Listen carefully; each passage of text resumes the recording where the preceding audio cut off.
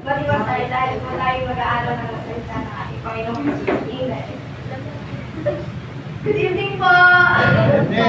Amen. Simula po noon hanggang ngayon, pinaparanas ng sa atin naman at nagpapakilala na sa atin ang ating Panginoong Jesus kung sino man siya. Amen po ba? Kilala po ba natin ang ating Panginoong Jesus? Amen. At sa gabi po ito, malalaman at maiintindihan natin what Jesus, the Son of God, actually said when He was on the cross. Amen. Alam natin lahat na si Jesus ay namatay sa krus ng Kalbaryo para sa ating mga kasalanan. Ngunit hindi natin lubos na iintindihan kung ano ba yung ibig sabihin o wala tayong deeper understanding on what Jesus totally did despite all of the things that He went through. Amen.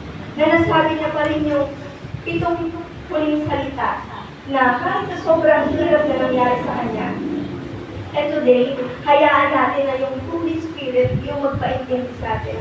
At sige po, at ipilit po natin ang ating mga mata at tayo manalangin.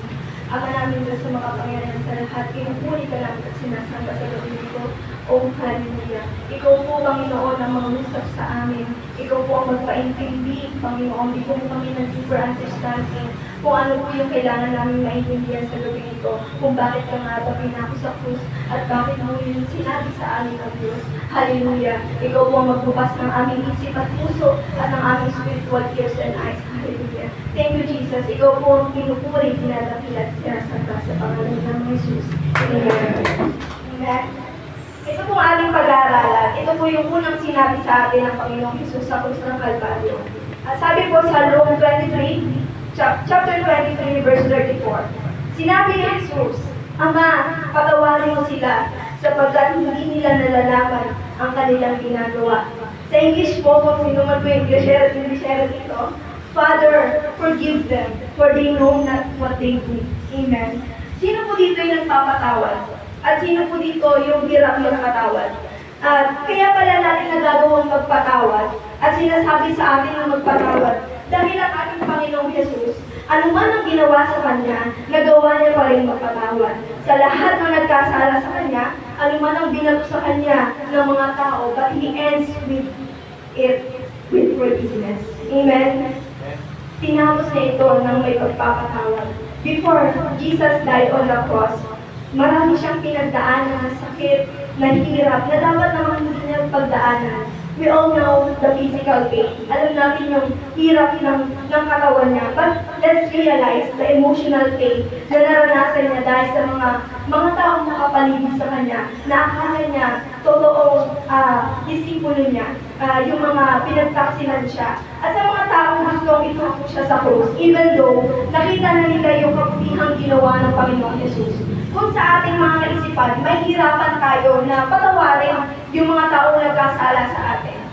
Maaaring pride at galit ang mangibabaw sa atin. Lalo na kung alam natin, wala tayong kasalanan. Alam natin wala tayong dapat pagsisihan o manghingi tayo ng kapatawaran. Pero ang ating Panginoon, He prayed for those who crucified Him. Amen? In that case, we see that what kind of love have Jesus for us. Pure love, unconditional love, and unchangeable love. Amen? Why? Kasi kahit may kasalanan sila or tayo, sa Kanya, minahal niya tayo. Pinatawad tayo, minahal tayo. May karapatan ba silang sakta ng Panginoong Jesus? Wala. But because they are blind in the truth. Bulag sila sa katotohanan na si Jesus ang ating Panginoon na ang ating tagapagligtas. Di nila alam kung sino yung pinapahirapan nila. They can say yung pinapahirapan nila and also para maligtas sila. Naging bulag sila sa mga bagay na akala nila yun yung tama. Minsan ganun nabubulag tayo kung ano ba talaga na tama. Na sila yung tama, akala po nila sila yung tama. They are also blind to their sin. Nabulag sila sa mga pagkakasala nila. And minsan, tayo rin po, nabubulag tayo sa ating mga pagkakasala. Bulag sila dahil pinipid sila ng kaaway na nakakahantong sa pagkakasala and nagawa nilang ipako si Jesus sa krus ng Kalbaryo. Even though this is the prophecy, kahit na noong Testament pa. Sabi sa Isaiah 53:12, dahil dito, siya'y aking pararangalan kasama ng mga dakila at makapangyarihan sapagkat pusang loob niyang ibinibigay ang sarili at makibahagi sa parusa ng masasama. Hinako niya ang mga makasalanan at idinalangin silang patawan. Pero tingnan natin yung sakripisyo ng ating Panginoong Jesus para sa atin. Kahit na nakatakda itong mangyari. Yung sakripisyo, kaya po ba natin gawin yun? Yung sakripisyo na ibigay niya yung buhay niya, yung sarili niyang buhay. Hindi pa rin natin pwedeng i-skip yung sakripisyo at pagmamahal at pagiging matuwid ng ating Panginoong Jesus. Sabi ko, yung binigay ba sa kanilang pagpapatawad, deserve ba nila yun? Deserve ba tayong patawarin sa lahat ng pagkakasala natin? No. But because of the love of Jesus, hiningi niya pa rin yun sa Diyos Ama. Di man karapat-dapat, pinagkaloob niya pa rin yun. Dahil sa kanyang kabutihan at pagmamahal, para lang yung pagkakasala natin ay hindi mapapantayan ng binigay niya kung sino man siya. Amen. Di nga ba nila alam yung ginagawa nila? Sabi ko, Ama, patawarin mo sila, bagos hindi nila alam ang ginagawa nila. Di nga ba nila alam ang ginagawa nila? Opo, di nila alam ang ginagawa nila. Dahil kung alam nila, they will never do that to Jesus. Amen? Kung wala silang alam, kahit na alam na nila na si Jesus ay nakakagawa ng mga kabutihan na nagpapakita na siya ang Kristo, siya ang Messiah. Why? They didn't know what they are doing because they are spiritually blind. Amen? They are spiritually blind. Na kahit nakita na nila ang katotohanan, their naked eye, but still, they are blind but spiritual. Kaya nagagawa nilang pahirapan ang ating Panginoong Jesus.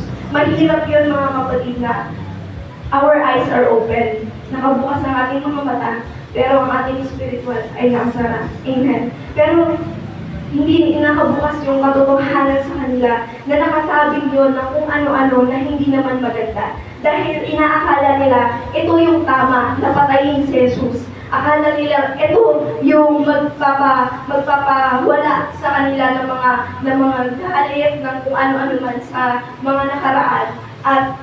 Pero dahil sa kabutihan ng Panginoong Jesus, nanaig pa rin yung pagmamahal at pagpapatawad niya sa mga nakasakit sa Kanya.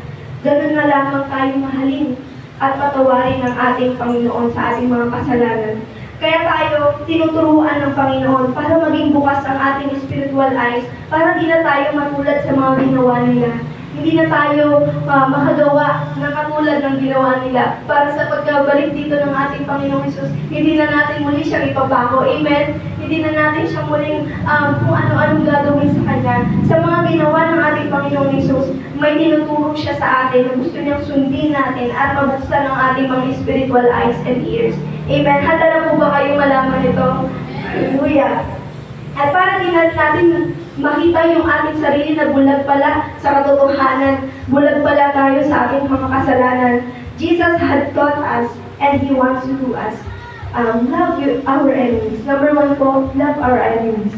Amen? Dahil ang sabi sa Luke chapter 6, verse 27, subalit sinasabi ko sa inyong mga nakikinig sa akin, mahalin ninyo ang inyong mga kaaway at gawa ng mabuti ang napupuot sa inyo.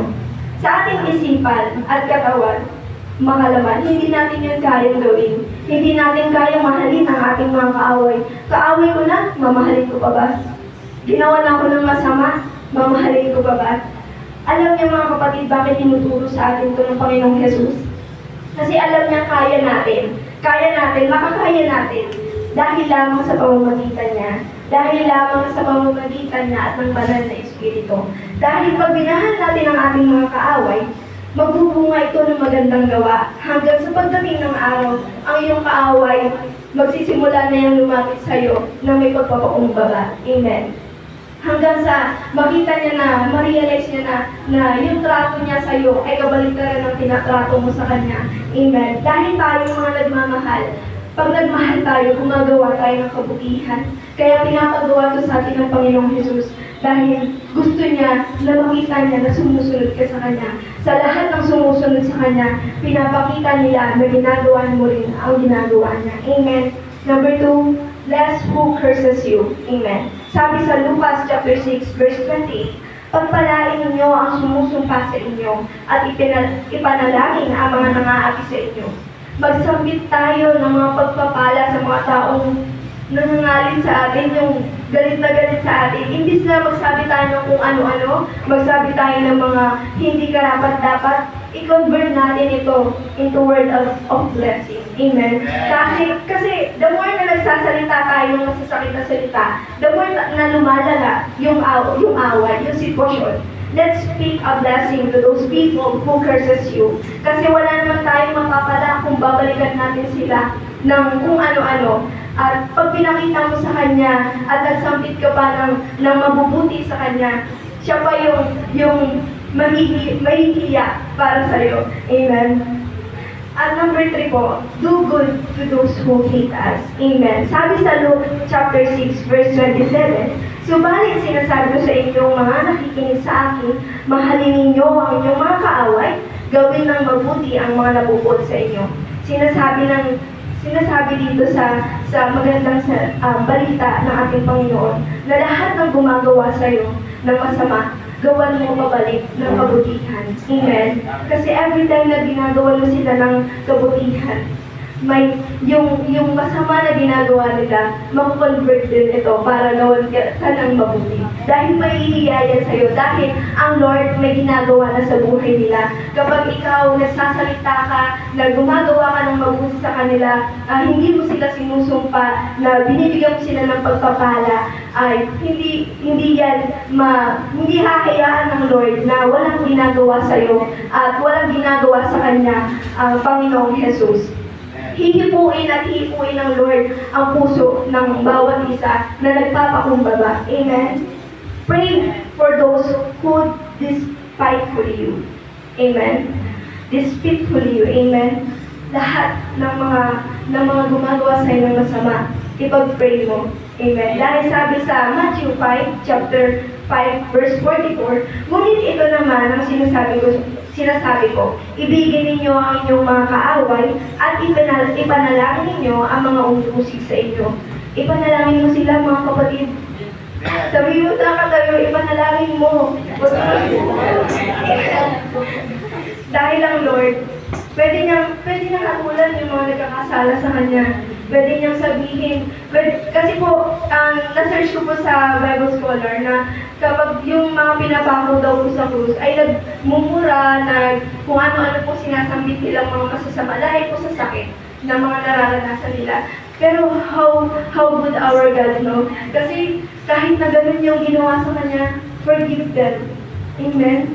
At ipanalangin mo yung mga nagkakasala sa iyo. Patawarin mo sila sa mga nagagawa nila sa iyo. Kaya kahit na nanalangin, dahil di natin kaya patawarin sila. Hindi natin kaya na nabigyan sila ng chance.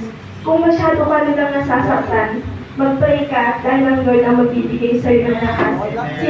Siya ang magpapabago sa puso ng isang taong nangangalit. Amen?